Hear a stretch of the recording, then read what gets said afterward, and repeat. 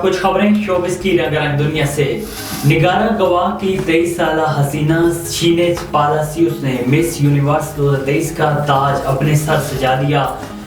El Salvador میں منعقد ہونے والے عالمی مقابلہ حسن مس یونیورس میں 80 سے زائد ممالک کی حسیناؤں نے حصہ لیا۔ نگارہ گواہ کی حسینہ شینیز پالیسیوس مقابلہ جیتنے میں کامیاب رہی، جبکہ تھائی لینڈ اور مس آسٹریلیا بالترتیب دوسرے اور تیسرے نمبر پر رہیں۔ شینیز پالیسیوس نگوانا سے یہ مقابلہ حسن جیتنے والی پہلی خاتون ہیں۔ وہ مس یونیورس کا تاج سر پر پہنتے ہوئے خوشی سے آبدیدہ ہو گئیں۔ کولمبیا سے تعلق رکھنے والی گلوکارہ شکیرا نے ٹیکس فراڈ کیس میں کارروائی سے بچنے کے لیے پراسیکیوٹر سے مصالحت کر لی ہے۔ میڈیا رپورٹس کے مطابق اسپین میں گلوکارہ کو 1.45 کروڑ کے مبینہ ٹیکس فراڈ کے الزامات کے تحت عدالتی کارروائی کا سامنا تھا۔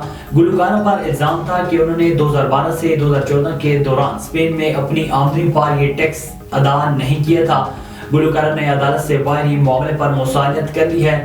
پراسیکیوٹرز کے ساتھ ہونے والے معاہدے کے تحت شکیرا نے الزامات کو قبول کرتے ہوئے 73 لاکھ یورو جرمانہ ادا کرنے پر رضامندی ظاہر کی ہے۔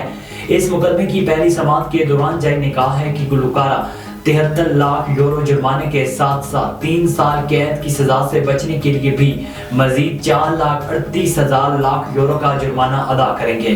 ابھرتی ہوئی پاکستانی اداکارہ رابعہ کلثوم نے کہا ہے کہ والدہ کا شوبز انڈسٹری سے تعلق کا مجھے کوئی فائدہ نہیں ہوگا، خود محنت کر کے اس مقام پر پہنچی ہوں۔